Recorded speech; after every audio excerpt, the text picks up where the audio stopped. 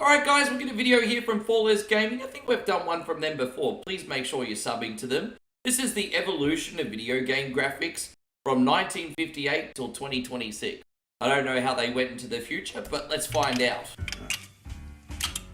This is like one of the first games ever, tennis for two. One of these problems where you There's barely TVs at this point. It's impressive. Science could do. I wonder how they played the game.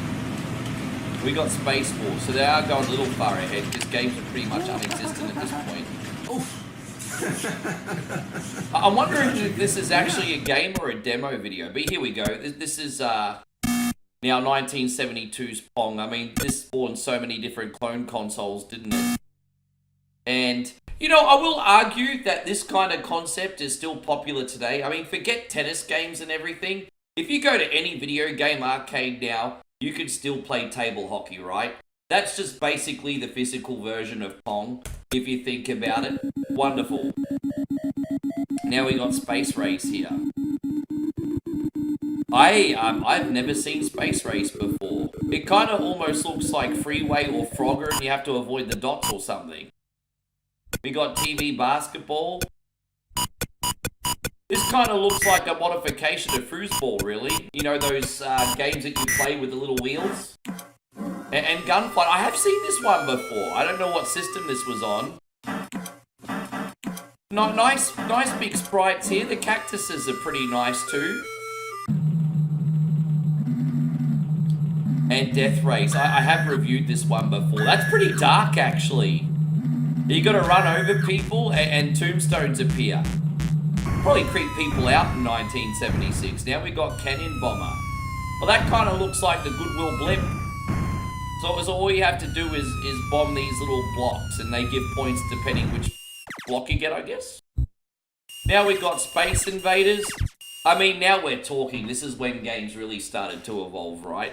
Doesn't look like much now, but the illusion of having bunkers, shooting different types of aliens. I mean, this just spawned a pop culture phenomenon. Before Pac-Man, you'd say Pac-Man was a really big catalyst. But this spawned a song and many other things. Space Invaders was a big deal, man. I know they've done many variations of this now. There's a really good modern version on Steam. Not what it's called. I'll have to let you know in the future anyway. Check it out, Space Invaders on Steam. This is our radar scope.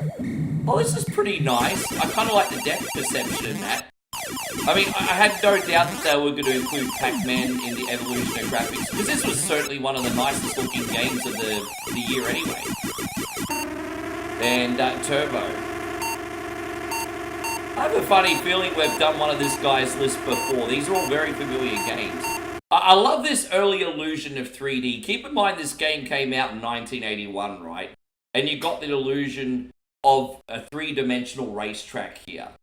I don't remember one happening before this. You guys will probably be able to name a few, but this game looks pretty wonderful for 1981. Most games still didn't look like this. A lot of games are still using vector graphics, but then you've got a year later here, right? And you've got pole position.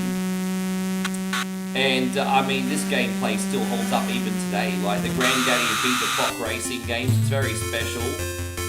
Wow, check this, 1983. Oh, hey, look at that. How you doing? Look at that little sluzz on the back of the jet ski. Tropical Angel. Well, she kind of looks like a little bit of a tropical devil, if you know what I'm saying. That's a nice looking game. 3D, big sprites. And here we go. We got the original Punch-Out game here that started it all. It was actually originally an up and down resolution, but obviously to fit it in widescreen, it makes sense why they did that. I am so happy that they included Space Harrier on this list. I was really deep down hoping they would, because I've mentioned this so many times. Games in 1985 just did not look this vibrant yet at this point, not to mention the banging, basically stereo soundtrack that was included with this. This was where Sega started dominating the standard, I think, for arcade gaming. This, Outrun, Hang On, Afterburner.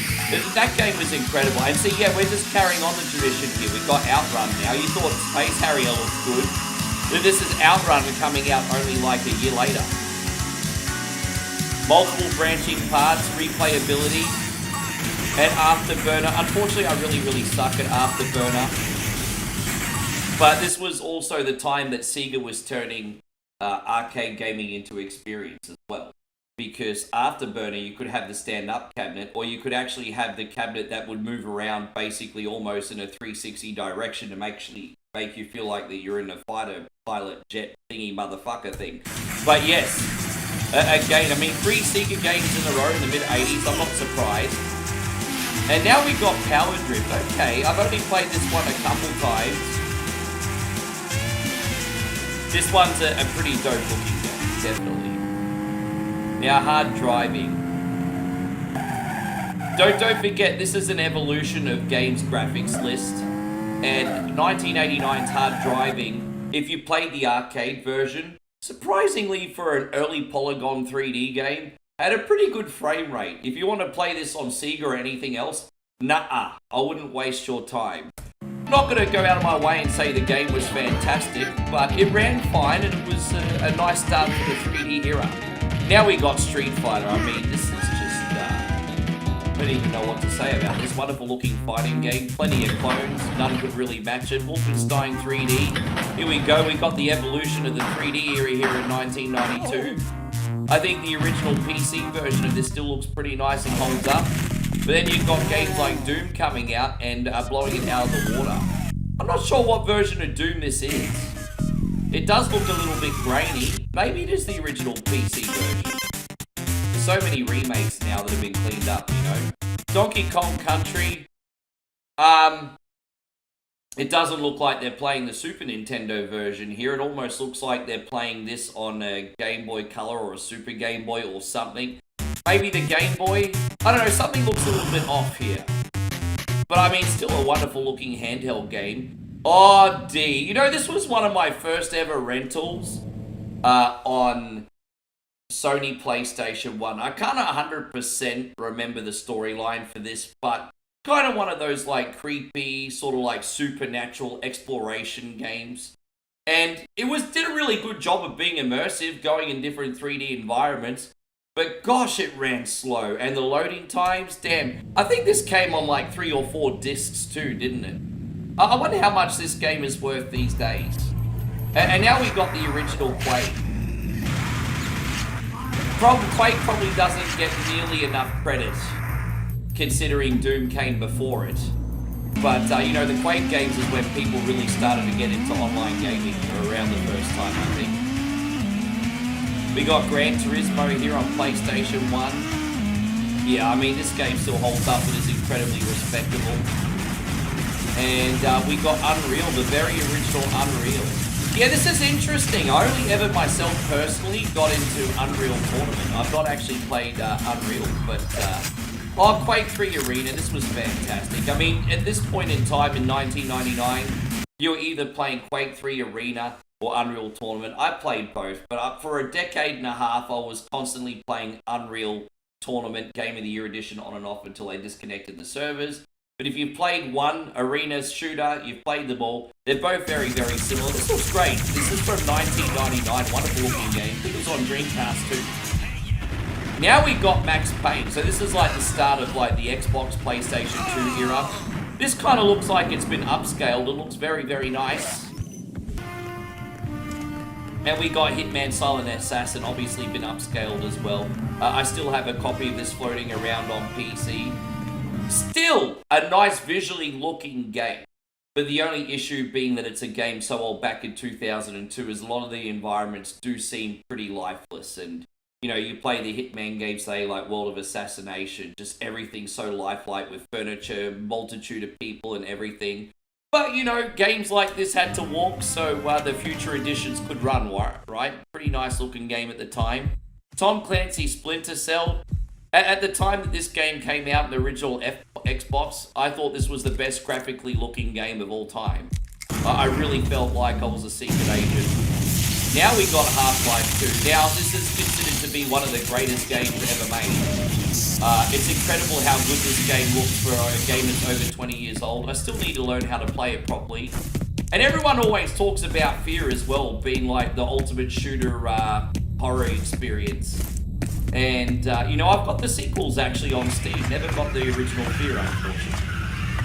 Now we've got Gears of War. You guys honestly have to let me know in the chat what you think of Gears of War Reloaded. I would like to finally dive into the whole Gears of War franchise because I was more of a PlayStation fanboy. Let me know your thoughts. Considering a game 19 years old, this game looks pretty freaking sweet. You there? And now we got Crysis. Did you see that? Yeah, see, this was another game that I always used to find floating around in the online store and never picked up. I love it. Looks like a neat little violent game. Metro 2033. I get confused on these with each iteration because there's so many of them. I've like tried them casually for a half an hour here and there. Never really got massively into the franchise. Spooky dystopian games. And we got another Crysis game. I feel like the maker of this video certainly likes his shooters, but to be fair, these 3D shooters are a good way of showcasing like video game environments, to be fair. Now we got Far Cry 3 all the way to 2012, and still one of the best entries in the franchise. You know what, I wouldn't even be mad if they rebooted this or did a remaster, so to speak. But if we're going to be honest, the original Far Cry 3 on maximum resolution already still looks pretty good. But I would love them to do some more with this because this is a much beloved entry in the franchise. I can't believe that they put Crysis 3. You know what, FaulesGaming, respect, dude. You're obviously chucking your favourite games in here, and there's nothing wrong with that. I mean, this is a showcase graphically after all. And I wonder what version of The Last of Us this is. I'm going to guess that being this is 2013, this would have had to have been on the PlayStation 3. And when it came out in PlayStation 4 afterwards, you got the improved frame rate, I think, at the 60 frames a second. But even on the PlayStation 3 at 30 frames a second, games on the PlayStation 3 just did not look this good. I'm actually amazed that something like this was possible back then. Really nice looking game. You could almost argue the same with GTA 5, actually. It's very hard to go back and play it on a PS3 or Xbox 360 now. But at the time, it was perfectly fine, looked amazing. And I think we're getting into the PS4 era now. And I have to say, the Unity still looks pretty nice here. Maybe this is the PC version. Wow, let this sink in. I actually didn't realize that The Witcher 3 is already 10 years old. And I'm thinking back on it now, and I'm like, yeah, it actually is 10 years old. Jeez. Tell you what, graphically, this still holds up wonderfully. And if you've never played this kind of open world RPG before, get lost in the experience, pick it up when it's on sale. It sells very cheap these days. So Star Wars Battlefront is a pretty nice looking game, but I probably wouldn't have put this as, I guess you could say, an example of the evolution of graphics, but you know, whatever. Uncharted 4, never played Uncharted 4, this looks wonderful. And we got Battlefield. Yeah, this was a nice looking game. This was actually the last Battlefield game I actually played with friends. Because I think they brought out the Battlefield 2050 fuckity, whatever it was called, and it kind of got shunned and I just steered away from the franchise after this. But this was my last memory playing online shooters with my friends on the internet. Everyone kind of moved on after that. It's a real shame, you know, marriage, bills, work, all that kind of stuff. But many a light was lost in this, and yeah, the graphics certainly helped the immersion of being in a World War I bunker, that's for damn sure. Still a nice looking game now. Maybe it's still got a community of players too. Order cannot exist until we bring the galaxy to submission. We got Battlefront 2 here. I mean, look, this looks okay, I guess. And we got Horizon Zero Dawn. This was one of those games that kind of caught everyone by surprise. And I did play this when it first came out for a good few hours. I've forgotten the storyline now, but I do remember being mesmerized by the graphics. And I mean, hey, look, this was like the comeback of God of War. You had a few great PlayStation 2 games. Depending on who you are, you either liked or you didn't like the PlayStation 3 editions. This was the comeback to the PlayStation 4. Was it exclusive at the time? Wow. I mean, bro, talk about getting lost in the sauce here. Yeah. I've never been in Such a beautiful game. I love you, lady. And then here we go. We got Red Dead Redemption coming in here saying, hold my beer. And the beautiful thing about Red Dead Redemption and games like this is you can play it your way, man. If you want to do story missions, that's fine. Or if you want to just like lose yourself in the scenery and ride the horse for an hour, that's perfectly okay too. Maybe visit some towns and just walk around. I love games like this because you could just literally have it your way. And Red Dead Redemption 2 was really special. I really hope I'll get time to play this again one day. It's certainly on my to-do list. There we go. This guy obviously likes the Metro franchise. Look at these little freaking demons. I'm kind of getting the I Am Legend vibes from this. And we got Death Stranding. See, again, this is another example. And look, I kind of found the pacing to be a little bit tedious in this. I would have loved it to actually been even a little bit more simplistic. Because the reason I would like to play Death Stranding is just to be lost in the environments. And you know how you've got games like American Truck Simulator, Euro Truck Simulator, where you're just enjoying the scenery. This is kind of the same, but on foot. So I would have wanted this to be more about the experience and the mechanics. I think that's what they were going for anyway. But maybe this is me just being an entitled gamer, I suppose. But this is such a wonderful game. And Microsoft Flight Simulator 2020. Yeah, I mean, I used to stream this a lot too. And I'd spent a lot of money on DLC so I could have my city in Australia, Brisbane and everything. Oh, great memories doing that on stream. Cyberpunk. And, you know, a lot of people are not going to give Cyberpunk its props because of all the issues that it had on launch. To those who haven't given it a second chance, I haven't fully played it, but it is the Steam darling right now. Everyone's kind of on board and basically given it a second chance. Maybe it's time that you do too. There's many different classes you can play, story arcs you can take. Get lost in the future dystopian universe here, guys. And now we've got the Demon Souls remake. I mean, this is certainly not going to be the best game of all time, but this was a wonderful looking game. I mainly played this on the PS3 myself. But even like 10 years before this, when it came out on the PS3, it was still a lovely looking game. And to get a remaster, I mean, geez, yeah. Last of Us Part 2. Again, another really, really nice looking game. Not played this one to completion like the first one. Again, one of like hundreds of games that you just need to get to. Ratchet and Clank. Okay, what I like about the graphics in this, even though they're cartoony, is the depth of field. You can just see so much of the universe here, which is absolutely wonderful. And Resident Evil Village this time. I mean, yeah, look, you know what? Village was a pretty nice looking game, to be fair. I feel like the standard now when it comes to modern Resident Evil games is Resident Evil 4 Remake. I wonder if they'll include that one. I think that's almost a perfect game, to be honest. But at the time, Village looked good. Certainly not my favourite Resident Evil game. And you know, this is like one of the best looking games as well that no one played. Keep reliving the same day, respawning in a crashed spaceship. And yeah, you're going to survive the horrors of this alien planet. Pretty good. Forza Horizon 5. Yeah, Forza Horizon 5 is an absolutely stunning game. Not much else I need to add. I mean, you don't always have to have a great looking simulations. You can actually have lifelike arcade style looking games too. And yeah, like traveling around Central America, Mexico, wherever it is, it was pretty joyful to share in that experience for a while. Crew Motorfest is not too bad either if you want to give another one of those type of games a shot. Never played the sequel to Horizon more, but geez, wow, this does look pretty phenomenal. Kind of getting Time Machine movie vibes. And we got God of War again. I mean, I'm not surprised that they included the sequel. Never played the sequel myself personally. One of those things I'll get around, a Plague Tale.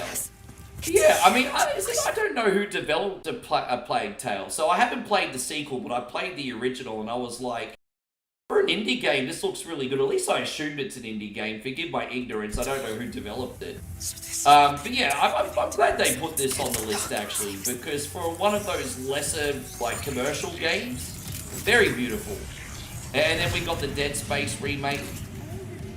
Not many people in my community talk about this. I do own a copy, waiting for a rainy day. Played the first one, not the reboot yet. and Hogwarts Legacy. Well, I get this is a pretty nice looking game, isn't it? But I guess it depends which version you play. And it's probably on PlayStation, I'm gonna guess. And then Final Fantasy VI. I mean, look, I'm surprised that we had to get all the way to Final Fantasy 16, excuse me, before we showcased a Final Fantasy game. But as long as they got one in there, I'm not even mad. Doesn't matter what Final Fantasy game you put in here, for the time, it's always ahead of the curve, whether it's the gameplay, the graphics, the cutscenes, the whole presentation. 16 was no different. What a lovely looking game this is. Living, breathing universe here. Looks like they're getting ready. And we got Star Wars Jedi Survivor. So I played, what was it, the Fallen Order. You know, I will, when I played Fallen Order, which was the one before this, I was like, hey, you know what? EA might finally be back to form when it comes to Star Wars games. I'm just going to assume that this is more of the same, because the original was very nice looking too. We got Spider-Man 2. Man, these Spider-Man games always looked amazing, didn't they? Always look 10 out of 10, but being a casual gamer, you know, if you don't constantly play a game, you'll forget the controls and it just becomes really tedious for me. And this is the second Alan Wake. So they kind of picked a little bit more of a cult favorite with this. When was the original Alan Wake? 2009. I thought that was an okay looking game.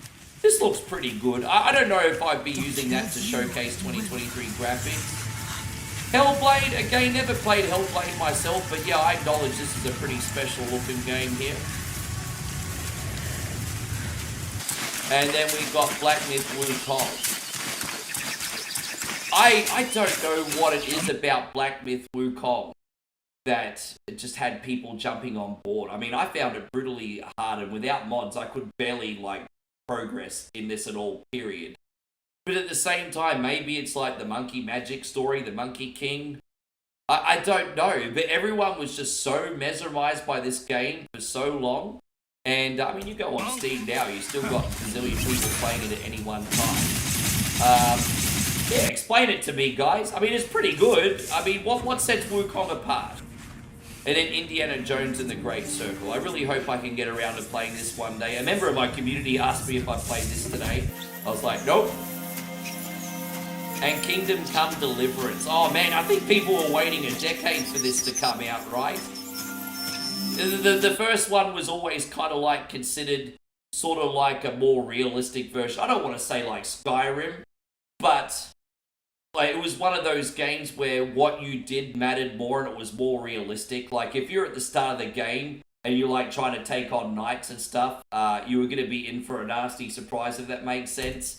They kind of made it a bit more of a realistic RPG experience. I'm glad all the fans got another one. And now we got Assassin's Creed Shadows. I'm surprised that they didn't showcase Ghost of Tsushima, but hey, that's alright, as long as we got one samurai game in here. And now we got Death Stranding 2 on the beach. So I don't know too much about the sequel. You'll have to let me know about the sequel, my homies. And it's set up to 2026. So they're being really, really cheeky on this one and giving some previews on GTA 6. Let's have a look at this. Looks like they're driving through the swamp here, and graphically it looks pretty nice, I have to admit. And with that being said, the video is now over. Thank you very much for watching, guys. Let me know what you think your best looking video game is. And we'll see you next time. Take care, everybody.